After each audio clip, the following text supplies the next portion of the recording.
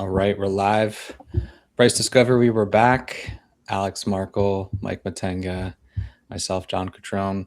We're here to talk markets, prices, what we're seeing in the market, and we are gonna talk about the basis trade later. So stay tuned. And we're gonna start as always with the big asset classes. So BTC, our favorite place to start. Alex, my favorite place to start. We're stuck in this. We're basically stuck at the prior all-time high, right? We're in this like mid-60k, right? And the whole summer, and it's just people are losing their minds. I've been saying for the last couple months that it's just going to be a choppy, dead summer, and there's still more pain. I think we bottom. So I think we're still going to come back into the 50Ks. But I know you've recently become a bit more bullish, but I want to check in with you. Yeah, nothing's changed. I can't really put a finger on like why I've started to become bullish, but it just kind of feels like it's really just a vibe shift type of thing where I would feel really uncomfortable if BTC pumped to like 67K from here and not having any exposure, because that would sort of force me to chase the market at a price I wouldn't really feel comfortable chasing at. So that kind of makes me want to have like at least some exposure here, right? Like I've been loading up on some call options over the last couple of days, just to have like some exposure, because I didn't have any exposure prior. And then when you look at the market in general, I mean, it's not been trading great, right? It's just been like this really horrendous chop when you go on the lower time frames. This is just really bad, right? When you look at this. This is just like no one is making money in this market. Like everyone is just getting chopped left and right.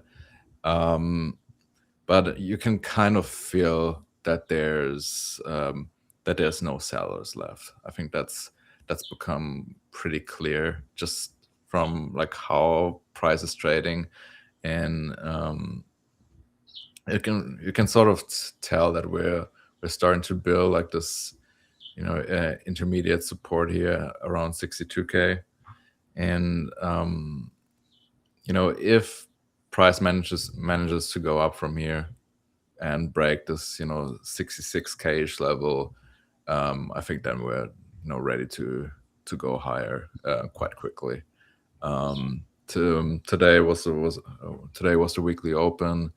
I've been watching the market during the time, like Asia Open, and like it was pretty clear that like there were some like short sellers coming in like during the open, try to push it down, but it's sort of got absorbed, and you're starting to see like on the bid side just slow capital slowly coming in, placing their bids, sort of absorbing like the last remaining sellers at these levels. And I would argue, as long as we don't get like any meaningful catalyst, like some sort of like macro risk off event, I think that's it. I think bottom's probably in, and we're gonna start moving higher over the next coming weeks, I would expect.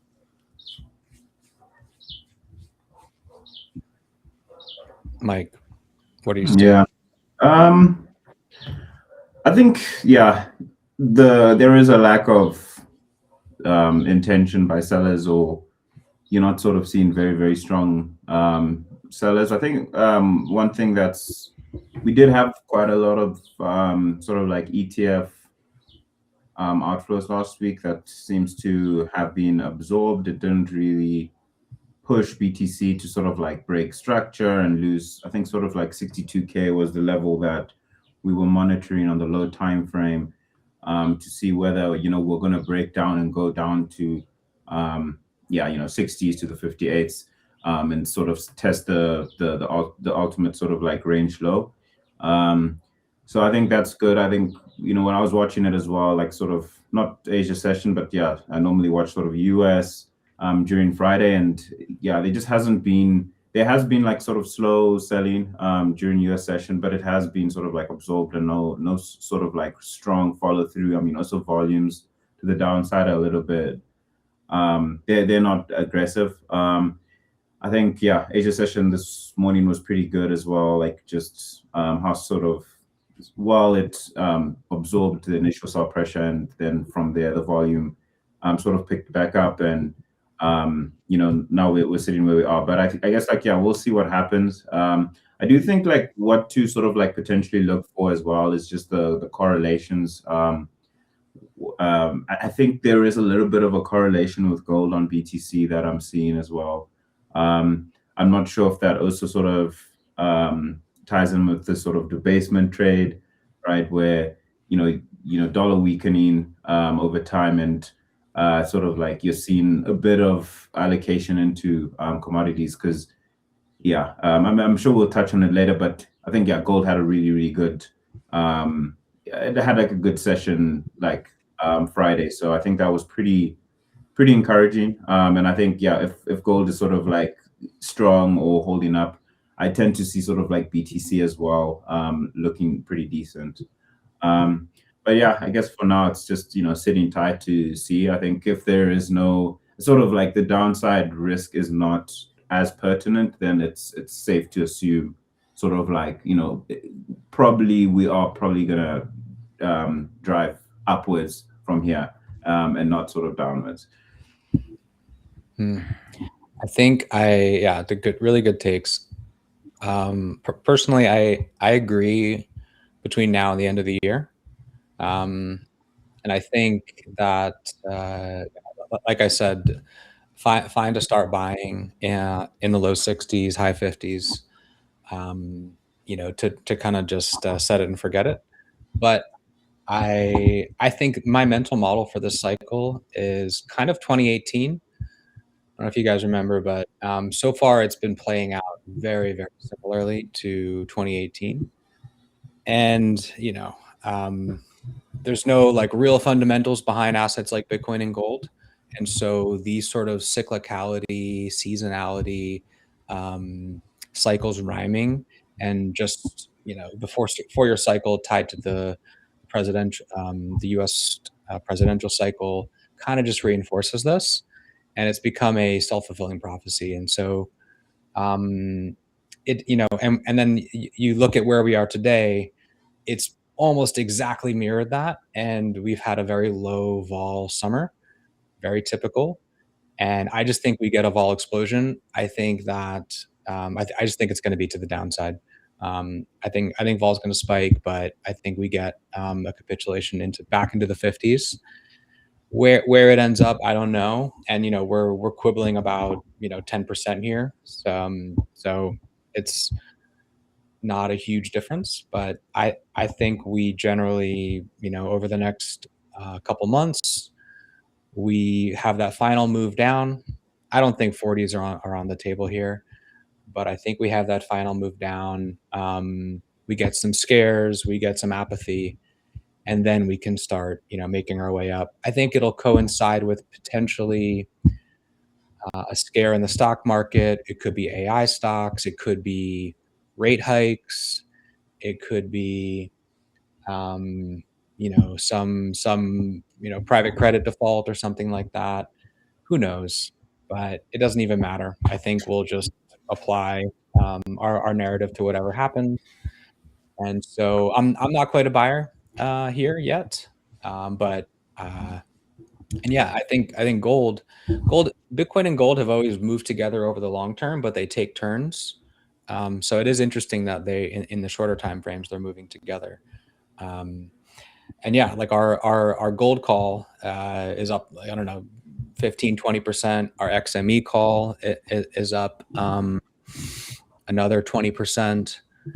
And yeah, I think it's interesting to see, like, are these things connected? Is Bitcoin connected to gold and commodities? I don't know quite yet. there's still this sort of narrative that AI is going to create a lot of deflation, which is probably bearish for things like Bitcoin and gold.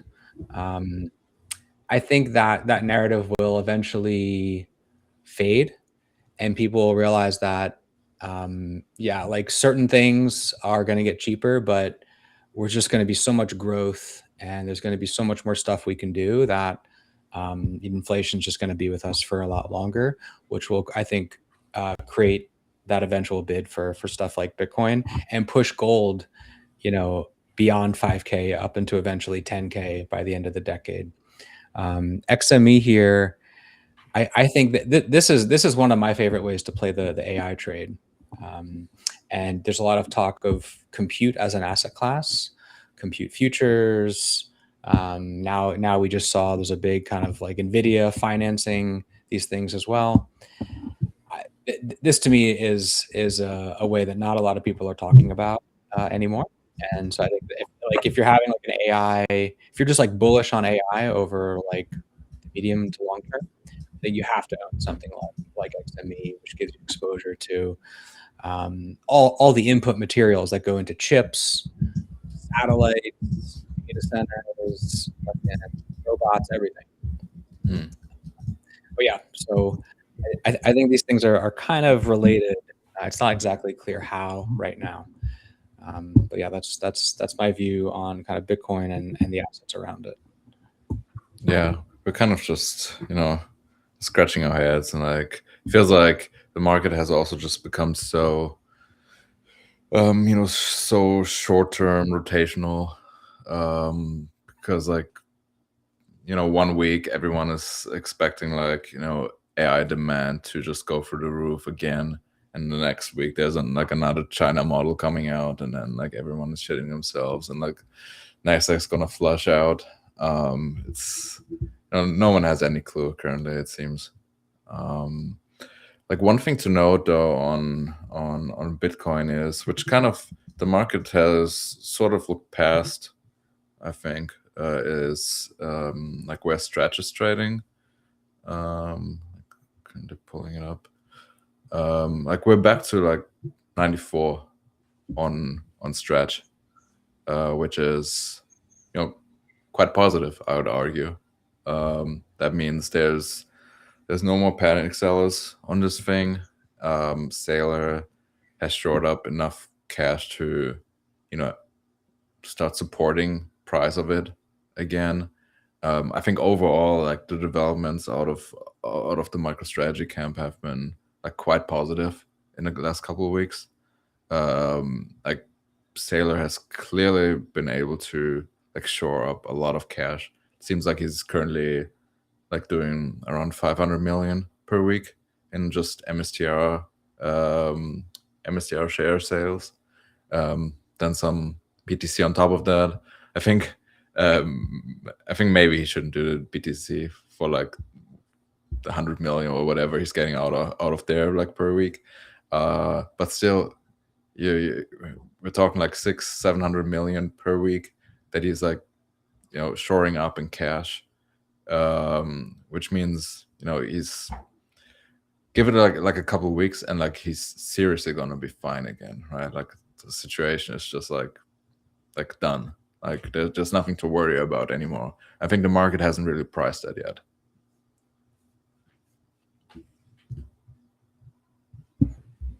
Mike, what do you think? Yeah, I think Sailor was definitely like a headwind. And I think as you remove that headwind, right, I guess like the fundamentals of BTCs looks much more better. And I think looking at Stretch, it's recovered. I guess what I'll be monitoring is like when Sailor does sort of move into another regime of sort of like capital management, because right now, we are currently sitting, and I think maybe we're seeing the end of sort of like this, I guess like improving the balance sheet so that, Stretch looks a little bit better, to shore up, Stretch and sort of allow his sort of financial engineering to sort of like look better on paper. And I think, as sort of like I think it's going to trade sort of like in tandem with BTC. Like, where is BTC currently? Is it looking good? Is it looking bad? And then just monitoring like what MicroStrategy thinks is probably the best route forward. Do they sort of go back to purchasing, or are they going to just continue to like sort of improve their balance sheet in regards to just showing up more USD reserves? So I think that's sort of like what I'll be monitoring. In conjunction with also, I'd say, like just ETF flows and seeing, because we've had, we had some negative ones this week that looks like it was absorbed, and the week prior was very, very positive. So just sort of like that's where sort of my eyes will be. Plus looking at, as I said, correlations around, what is BTC, since there's no like core narrative, like what is it going to be trading with? Is it going to be gold? Is it going to be, the NASDAQ as well? And basically just monitoring how all these things are sort of like coinciding to affect BTC. Yeah, like one thing I would argue is the big down move that created like the low in June and July. Like that move was clearly like triggered by like fears around MicroStrategy selling, right? I think like that one first sell that Saylor did like in May or June, whatever it was, which was like sort of like just this test sell for like, I don't know, it was like a couple of Bitcoin. That kind of scared the market. Like everyone was like, oh my God, like strategy could be a meaningful seller. And then the market just priced that in, right? Basically priced in like a couple of yards of selling pressure, and just dumped, from 80 something to like 58K. And now we're in the situation where he's probably done, like he's close to, having shored up enough cash. So as a trader, then you kind of sort of have to ask yourself, like, what's going to happen from here? What's like, given that he's like, when he's done, what's the right price for Bitcoin? And then I would argue it's probably like low 80s again, right? Like we should probably go back where this move originated from. So that's sort of like this sort of like a value framework that you can put on the market here. And I think it's sort of a decent like thesis that you can have as a bull here, that we're just gonna reprice to where the move started, like now that sort of the panic has been resolved. Yeah, I think if that was the only thing that well, if you look back in February, we had a crash, almost down to that level right there on the chart. And then it was probably Saylor who got us out of that with buys, and then he nuked us back down to almost the same level. And maybe liquidations pushed us into the 58Ks eventually. And the question is, okay, yeah, he's off the board, but what else is on the board? What are the other shoes to drop? I think there's got to be something. I agree. He's still selling Bitcoin, but not any meaningful amounts. Nothing. The market's fully absorbing. He's selling a ton of MicroStrategy shares, so he's sort of like has to choose which of his assets he likes the least, which is MSTR stock. It is curious that Stretch is not back up to 100, because I think he has like 2 years of dividends now. It's either 2 billion or 2 years, I forget. But either way, he has like more than enough dividends now, coverage. So why wouldn't that be at 100 is a question on my mind. But yeah, I don't know. I think it's a decent risk premium, don't you think? Like, would you be willing to put any of your money into strategy? No, I would not. That's a risk premium. Yeah, I would not. Yeah, like you could say, look, this thing should trade at par, but you could lose. The stretch investors are not trying to lose 10% of their principal, right? They're there for the yield.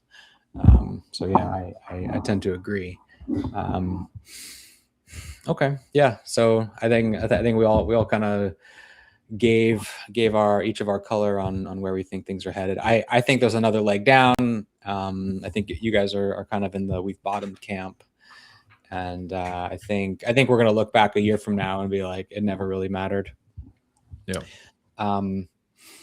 So yeah, we touched on gold. Doing really well.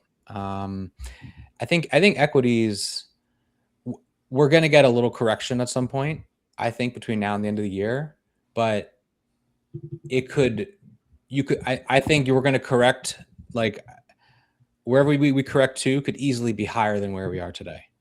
So I think you need to be like timing the market over timing the market when it comes to equities. I think you just like have to stay invested here into even just low cost indexes and ETFs. Pick your favorite one. There's just like S&P, there's SPY, SPY, QQQ.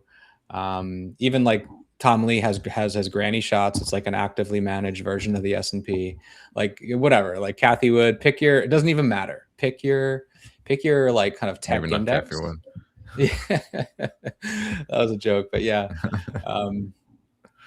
Funny. I bought that like during COVID, and it's like just now come back to even.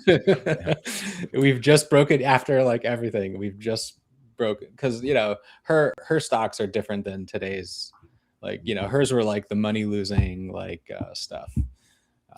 Anyway, I think you just have to stay invested. You look at all the kind of metrics comparing today to the .com bubble, and there's almost nothing rhymes with it. There's like maybe 1 out of 10 metrics that you could look at that are like, okay, yellow light, yellow flashing light. In my mind, there's no red lights here. Like we're going to get to a bubble. We're going to get to like a crazy, like a speculative bubble. I don't think we're there yet. We're seeing lots of corrections, rotations, breadth, and you almost have like all the ingredients you need to just sort of climb that wall of worry higher and higher and higher. So I think you need to kind of stay invested to generally like US tech equities or just equities in general. And yes, like we're gonna get probably a 10% move somewhere. No one's gonna know where it is or why, and you just kind of have to ride it out. You buy the dip, and keep pushing on. I think the commodities and Bitcoin. I think you can. There's more of a trade there. I think here I don't think you want to be trading like the indices right now. And I don't really have any. I don't have any like specific names right now. Like, we mentioned Tesla last time. I'm still waiting for, I hold a big position. We'll probably get a better entry somewhere. But yeah, there's no names I'm like really accumulating here. So that's my view on equities. Any thoughts, guys? Yeah. I mean, I was also like in the bear camp or like in the camp of doubters for a bit, but I can only agree with you really. It's like it just doesn't look like it doesn't look crazy enough yet for this to be a top, is what I would argue. And I agree, like you either buy the indices or you just play the active trading game, and you rotate every week or every 2 weeks, because there are some really great rotations going on, and or you just sort of buy like these like very very deep dips that you get on like the very speculative stuff, these like sort of 50% corrections that we just got like a couple of weeks ago, that sort of stuff. you just buy like blindly, and you're probably gonna do well. Like one of the things like I've been trading on around last couple of weeks has been like the KOSPI, the Korean index. That's been doing like really well. So I just basically picked it up. I was very fortunate to pick it up at the bottom, and you see like these days where it's just kind of like whipsawing here with these wicks, right? But that's 10% up and down moves, right? So you can sort of just play it just whenever this thing is like up like 10%, and you just sell, and then you can usually buy it back like 5% lower the next day. So I've been just sort of doing that, but overall just keeping like a long position on it, because I remain very like, you're very bullish on like US equities. I'm very bullish on Korean equities, just given like how deep they've pulled back, and then overall, like, I think the story is just really great. Like, you don't have to confront like the super high valuations that you have with like US equities. Like Korean equities are like still quite cheap comparatively. You have the same sort of AI narrative going for them, and you also have like the robotics thing that's slowly creeping up. They have like Hyundai Motors, which owns Boston Dynamics. They have like a couple of other robot manufacturers and like other stuff that's kind of tied to the whole robot supply chain. I think that's only going to get bigger. So yeah, I think like maybe next to US equities, like Korean equities are just overall make a lot of sense to own. And like all the retail leverage has been eliminated, right? Like this whole move down, like at least half of it has just been like just retail getting crushed. And then you look at like basically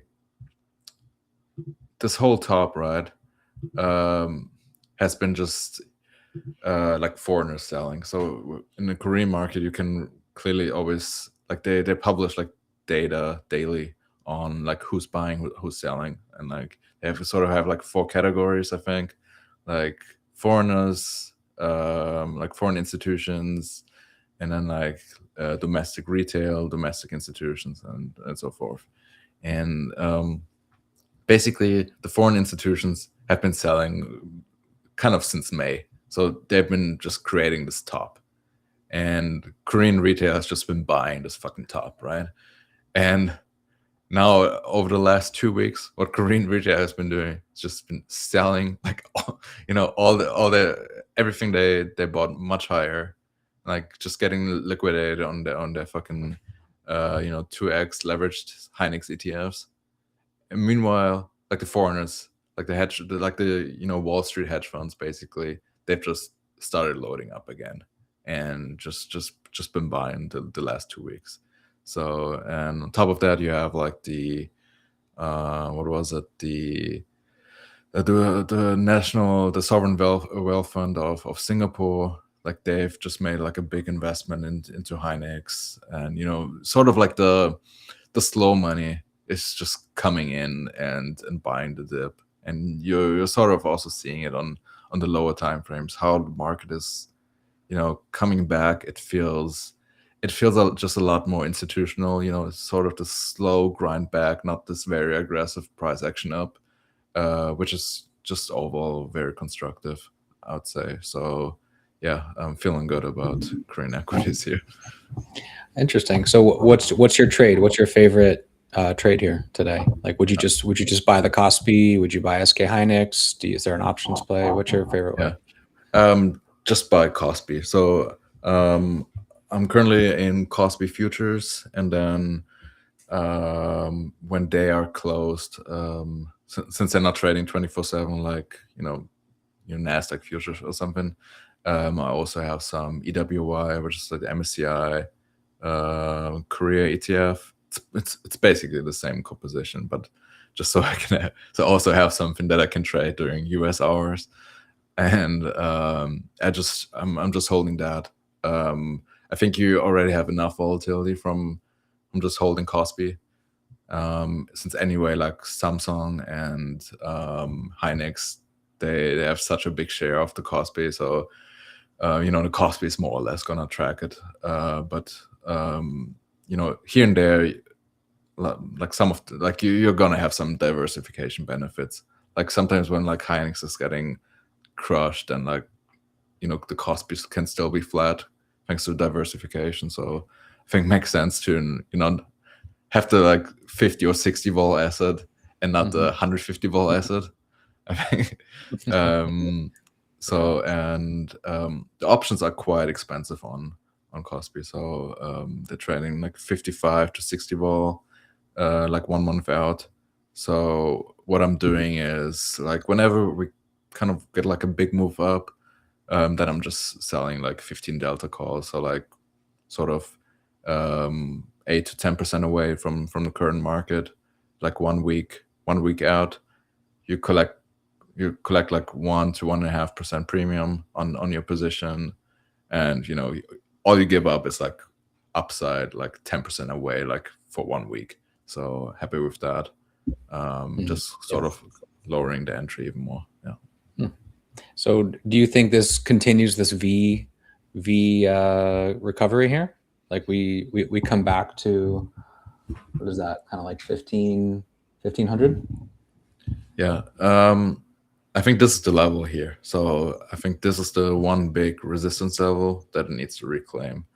So on the KR200, yeah, it's now into resistance, but I think once it breaks, like, call it 1200, like around here.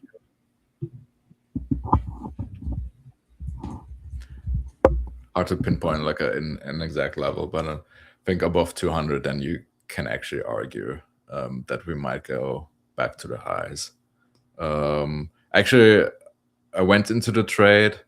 My target was sort of like 1200 on the KR200 here. So I'll be watching and just I'll see how it trades around that level.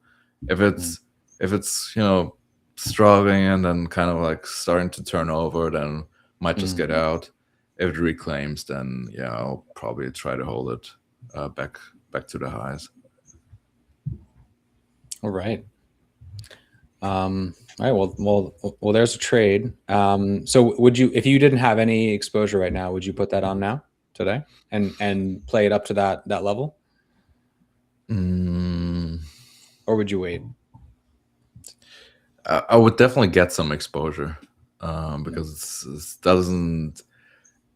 I think it's a low probability you're gonna get like any sort of meaningful dip here.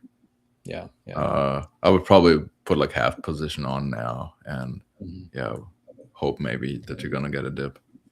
It is a kind of exposure that you don't really capture with US tech indices, right? You know, there is memory, but this layer of the AI stack is not well captured. So it does provide some diversification, or you know, it maybe is a complement, you could say. Yeah. So yeah, even you can probably just justify this as a bit of a medium-term position too. Like if you're just bullish on AI for the next couple of years, like just holding QQQ or your favorite Mag 7 is not, like, you're kind of missing a component here, and can maybe dampen volatility just a little bit. Yeah, it's a good way to add some sort of different AI exposure, as you said, and I think it's also a great way to get some robotics exposure too. Yep. Yeah, I like Tesla's my favorite play for humanoid robotics, but yeah, there's been so much, you know, Boston Dynamics and Hyundai, like you said, you know, very interesting stuff coming out of there, and it's going to be so long before we see like more of these robotics companies go public. What was a China one, Unitree, that just had an IPO? There was like supposedly more demand for that than SpaceX. So like you can almost see that the hot wall of money, like whatever, like as AI volatility comes down and as we're able to project what earnings are going to be more and more, you know, kind of those deep in the crypto trenches think it's going to roll back to their bags. I think it's just going to roll to other things like robotics, you know, or the next, you know, whatever, space or something. Like there's so many things other than like, you know, the 50th coin on CoinMarketCap that the hot ball of money can rotate to. So I'd much rather be there. All right. So with our, I just want to pull up basis trades. I want to talk to you guys about basis trades, and we can go deeper in the next pod. But I just want a quick lay of the land. What are the basis trades that people are doing now? What's popular? What are some market neutral yields that folks should be aware of? Yeah, I think the most attractive sort of basis trade that you can do if you're set up for it or have the right software is probably arbing the traditional assets against all the perpetual futures like on DEXs, like Hyperliquid and Lighter. So And when you say traditional, do you mean equities, or does that include commodities and other things? yeah, so anything that's like not crypto and that's trading on Hyperliquid and Lighter and like some of the other DEXs, I'd say. Right.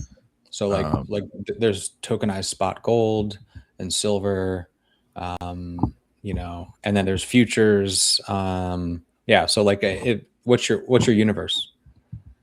So you're probably talking like 60 to 70 assets currently. So you're talking like the top 30 US stocks, some US like just some general like stock indices, you know, the top 10 commodities, you know, gold, silver, copper, oil, and then some, you know, just some FX pairs.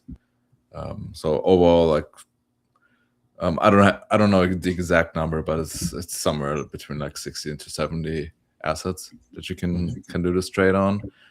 And what you generally want to do is like look at the assets that just do a lot of volume because they're most likely going to be, you know, liquid, and then sort of look at, you know, the funding that these things are averaging. Mm-hmm. So I've pulled up Hynix here, for example. So what you see here is like the Hynix chart at the top, and at the bottom we have the funding rate. And you see just generally the funding rate is, you know, quite positive most of the time. And, you know, it, for example, it peaked here on the 13th of August at like 7 basis points per hour. So that's a super easy trade that you can do. You can just buy SK Hynix spot at your, you know, at your favorite broker, and then you just short the SK Hynix perp on Hyperliquid, and you just collect this funding without taking any market risk whatsoever. And like this trade, for example, over the last month has averaged like 8 to 9%, like unlevered. So if you can get some leverage from your broker, you can even increase these returns by quite a lot. So yeah, that's. How do you like, you know, so here you're shorting the perp and longing in a brokerage account. Do you like any of the tokenized versions of these things, the kind of like tokenized spot assets? Because we're seeing like these do exist, right? In not Hyperliquid, but you know, stuff like what Ondo's doing and other issuers, that there are, you know, like you can do this all in crypto, and the question is, should you? Yeah. You can out argue, except for like the tokenized gold. Like these things are not really liquid. So if you want to put on this trade just for fun with like a couple thousand, then yes, you can do that probably. But if you want to put like a couple 100,000 to work, like it's probably going to be a little bit difficult on the tokenized asset side of things.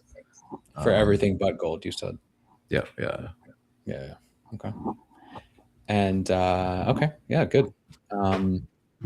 Mike, what carry trades, basis trades do you like right now? Yeah, I think this is probably the best trade right now. I do like the idea of running like this funding rate arb between like exchanges like Hyperliquid and Lighter, where Lighter usually has like a higher funding rate on equities and has decent or open interest on, like, let's say SK Hynix is one of the ones I've been looking at, whereby on Lighter you're probably getting a higher funding rate, and then you can sort of like collect Lighter while hedging on Hyperliquid, which is the cheaper venue, or sometimes it's even vice versa. So do like those. I think that's sort of like, from what I've seen so far, if you don't really want to go sort of the brokerage route, you can run it across two exchanges. But yeah, you have to watch like the funding rate, because one of the legs, one of the sort of legs, because I guess like the nature of these perpetual contracts, you get quite a high funding rate when it comes to like, just depending on the positioning and the open interest and how aggressive the shorts and longs are on one asset. So it is a little bit more volatile in terms of like the expected returns. So this is like more of a, I guess, like a higher leverage way of extracting this trade that also Alex was speaking about. Yeah. Interesting. So you're arbing the two perps instead of the spot. Yes.